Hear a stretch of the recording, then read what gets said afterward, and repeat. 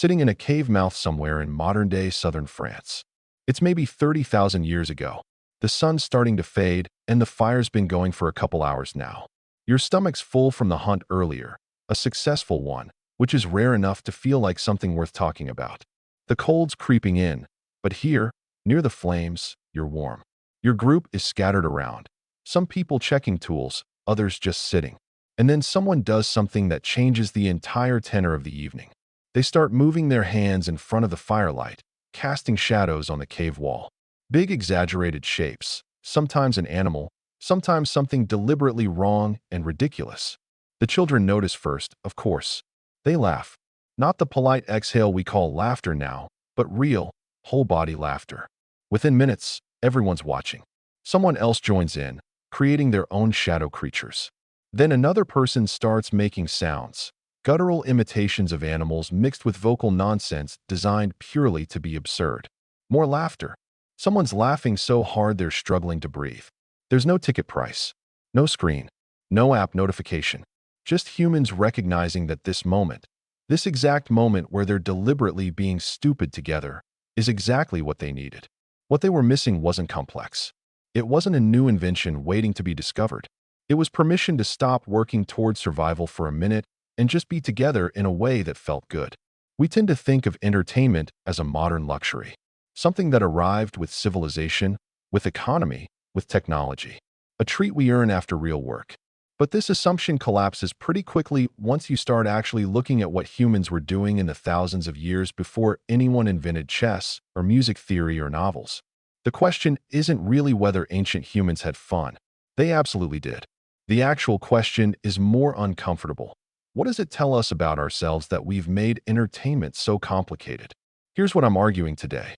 Ancient human entertainment wasn't a separate category of activity that happened after everything important was done. It was woven into the texture of survival itself. Entertainment, for pre-modern humans, wasn't a commodity you consumed. It was a social behavior that served multiple functions simultaneously. It built group cohesion. It helped you remember information. It gave your brain the kind of stimulation it needed to stay sharp. And yes, it felt genuinely good. We've somehow managed to forget that part. We've turned play into productivity, turned storytelling into content, turned laughter into something we schedule between our obligations. Let's start with the most fundamental thing humans did for entertainment. They told each other stories. But not the way we think of storytelling now. This wasn't someone sitting on a stage reciting a memorized tale while everyone else stays quiet. This was collaborative, chaotic, improvised, and deeply participatory. Anthropologists have observed this among remaining oral cultures well into the modern era, and the pattern is consistent enough that we can reasonably reconstruct what it might have looked like 50,000 years ago. When people gathered in the evenings, stories weren't one-way transmissions of information. They were events someone would start describing something. Maybe an account of a hunt that happened 3 days ago, and other people in the group would interrupt constantly. They'd add details they remembered. They'd interject with skepticism or elaboration. They'd mimic the movements of the animals being described. They'd make jokes about the people involved. The storyteller wasn't performing for an audience. They were participating in a collective act of reconstruction and imaginative enhancement. What made this entertaining wasn't narrative complexity. Ancient stories often had the same basic structure repeated endlessly. A challenge appears, a person or group confronts it, something unexpected happens, resolution occurs. What made it engaging was the social performance. It was funny because your neighbor was doing a ridiculous impression of someone else's fear. It was thrilling because the person next to you was genuinely on the edge of their seat, and that emotional reaction was contagious. It was bonding because everyone was collaboratively deciding what was worth laughing at, what was worth dramatizing, what deserved to be remembered. This served multiple purposes simultaneously. Stories preserved practical information, where certain animals could be found in different seasons, which plants were poisonous, how to respond to specific dangers. But they also created group coherence. By deciding together what story was worth retelling and how it should be told, a community was establishing shared values and shared reality. And crucially, it felt good. The emotional reward wasn't separate from the utility. The good feeling was part of why the information stuck. Then there's the second major form of ancient entertainment, which I'd call physical competition, but not in the way we usually think about it. We imagine ancient games starting with simple foot races, and while that probably happened, the archaeology and anthropological evidence suggests something more nuanced was going on. Consider wrestling. Archaeological evidence from around 15,000 years ago shows wrestling was already widespread across multiple continents. But wrestling in pre-modern contexts wasn't primarily about winning. Complicated, I know. Modern people tend to assume physical competition is fundamentally about dominance hierarchy. Your body is doing what your brain wants, which is to prove you're stronger than the other person. But wrestling in ancient cultures often served a different function. It was a way to physically interact at an intensity that wasn't available in normal social interaction. It was rough play for adults. Think about how young animals of many species engage in wrestling and chasing behavior that isn't about establishing rank, at least not primarily. It's about developing physical competence and also about pure enjoyment of contact and exertion. Humans in small groups probably experienced something similar. Wrestling wasn't evidence of aggression. It was a form of play that could only happen if people felt safe with each other. The fact that you'd voluntarily let another person repeatedly throw you to the ground, knowing they could seriously injure you if they wanted to, means profound trust. And that trust building might have been the actual point more than the competition itself. Beyond wrestling, there's evidence of something that looked like dance mixed with athletic display. Flutes have been found from around 40,000 years ago, bone flutes with clear evidence of deliberate design, not accidental creations. People were already making music. But even before that, there was probably rhythmic movement, drumming with sticks or hands on hollow logs or animal skins. When you're in a group moving to the same beat, something neurological happens. Your sense of individual boundaries gets fuzzy. You merge into something larger. It feels profound and it feels good. This connects to the third major thing ancient humans did for amusement. They engaged in elaborate play with social rules. Not games exactly in the way we'd recognize them, but structured play where the fun came from the rules themselves and the collective agreement to follow them. Games like these probably evolved from mimicry and imitation. Someone pretends to be an animal and everyone else has to guess what it is. Simple premise, infinitely variable. Or take a hunting scenario and act it out. Everyone assigned a role, creating challenge and unpredictability within the framework everyone had agreed to. What's remarkable about rule-based play is how intrinsically motivated it is. Nobody was forcing anyone to participate in these games. There were no spectators paying money.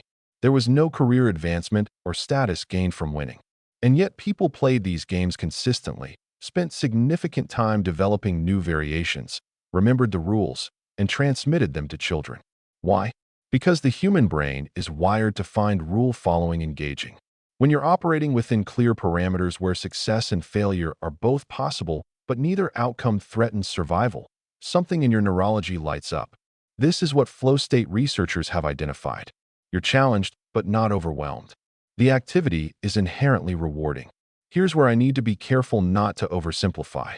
You could argue that all of these activities, storytelling, physical competition, rule-based play, were ultimately instrumental. They served survival purposes. They built group cohesion that made collective hunting more effective. They transmitted practical knowledge. They maintained status hierarchies through physical competition. And those things are all true. But reducing entertainment to its instrumental functions is like saying food is only fuel and missing everything about why humans developed cuisine. The other side of this is that ancient humans probably experienced entertainment very differently than we do, not just in form, but in psychological texture. Entertainment for them wasn't scarce. It wasn't something you had to earn or purchase. You couldn't be too busy for play in the way we use that phrase, because play wasn't optional. It was part of how social life functioned. There were probably people in every group who were better storytellers or more creative at inventing new games, and those people might have received more attention. But no one was watching passively. No one was consuming entertainment from a distance. Everyone was generating it together. This has an interesting implication. We tend to think of the human drive for entertainment as something that needed to be developed through technology and economic surplus. The assumption is that content, games, and distractions are what people want when they have free time. But that might be backwards. Maybe humans had entertainment as a fundamental social need all along, And what technology did was let us scale that need without the requirement for actual community participation. You can watch 1,000 people laugh on a screen, but you're not part of their community. You can't interrupt and add your own version of the story. The laugh you're experiencing is one-directional. The more interesting question is what changed. At what point did we shift from entertainment as participatory social behavior to entertainment as something consumed? And what did we lose in that shift? There's one legitimate counterargument here that deserves serious consideration. This is all somewhat speculative. We don't have video recordings of ancient humans actually entertaining themselves. Everything I've described is based on extrapolation from archaeological artifacts, cross-cultural anthropological observation, and evolutionary psychology. Someone could argue that I'm romanticizing the past, projecting contemporary values on a people whose actual experience was completely alien to us. Maybe ancient humans didn't find shadow puppets as entertaining as I'm imagining. Maybe they were so exhausted from the constant threat of predation and starvation that the idea of leisure felt impossible. And there's real evidence to support this too. Skeletal remains from pre-agricultural societies show stress marks. Infant mortality was devastating. The average lifespan was short. Searching for food consumed enormous amounts of time. Against this background, it's possible that entertainment, as we're discussing it, was a genuine luxury that only happened when conditions were exceptionally favorable. Abundance was rare. Moments of security were precious. Entertainment might have been something that happened maybe a few nights a month, not something fundamental to daily life. But here's what doesn't quite fit that narrative. Even in contemporary societies facing genuine scarcity and survival stress, people still make time for play. People living in extreme poverty still laugh together, still make jokes, still engage in physical play with children. The impulse appears to be deeper than learned behavior. It's not something you consciously decide to do when conditions are right. It emerges even when conditions are terrible, which suggests that whatever the frequency or duration, ancient humans were definitely entertaining themselves, possibly not out of choice, but out of basic neurological wiring. So what actually changed? Why does entertainment feel so fundamentally different now? The shift started with agriculture around 12,000 years ago and accelerated dramatically over subsequent millennia. When humans stopped being nomadic, they could accumulate possessions, which meant they could specialize labor, which meant some people could do only entertainment-related work. A storyteller became a bard, became a professional performer. Someone who was good at making noise with sticks became a drummer, became a musician. These weren't subtle evolutions. They were fundamental category shifts. Specialization created several new dynamics at once. It created excellence. Professional storytellers probably got better at their craft than occasional practitioners. But it also created distance. Entertainment became something others did that you watched. It created scarcity. Now only some people were good enough to do the entertaining, which created value, which meant people would trade goods for entertainment, which meant it became something that required economic resources.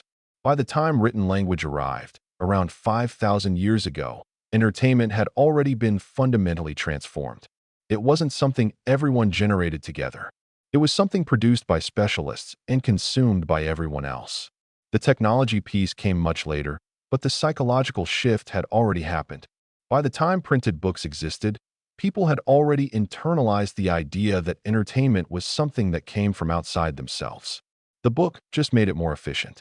Then radio, then television, then the internet and streaming and algorithms that predict exactly what you want to watch before you know you want to watch it. Here's what feels important to understand about our current situation. We didn't lose the need for entertainment. We just fundamentally changed the nature of it. The participatory, collaborative, group-generating version of entertainment hasn't disappeared. You still see it in live performance, in sports, in games played with friends. But it's become optional. It's become the thing you do when you want something authentic or special. The default entertainment is passive, one-directional, optimized for your individual preferences. The question isn't whether this is good or bad. It's both. You probably wouldn't want to give up streaming television. The access to storytelling and music and ideas that technology provides is genuinely incredible. But it's worth being conscious of what that exchange cost us. When entertainment is something you consume alone, you're not experiencing the neurological and social benefits of group participation. You're not collaborating on shared meaning-making. You're not building the kind of trust that comes from physical play. You're not being interrupted mid-story with someone else's perspective that changes how the story matters. None of this means you should throw your phone away and start telling campfire stories. That's not practical, and it's probably not even what you'd want. But it might be worth being intentional about when and how you create space for entertainment that feels more ancient in structure, the participatory kind. When you're playing a game with friends where everyone is laughing and arguing about rules. When you're telling someone a story about something that happened to you and they're interrupting with their own perspective. When you're doing something together that has no productive outcome except that it feels good. Ancient humans figured something out that we've somehow managed to forget in the last couple thousand years. Entertainment isn't a luxury. It's not something you earn after checking all the productive boxes. It's a fundamental need for social mammals, and the way it's delivered, whether it's participatory or passive, shared or solitary, generated by you or consumed by you, actually matters to something deep in how your brain and body are wired. The entertainment wasn't simpler back then because humans were simpler. It was simpler because it wasn't yet a product. It was something people did together because they needed to, and because it felt good, and for ancient humans, those two things were usually the same.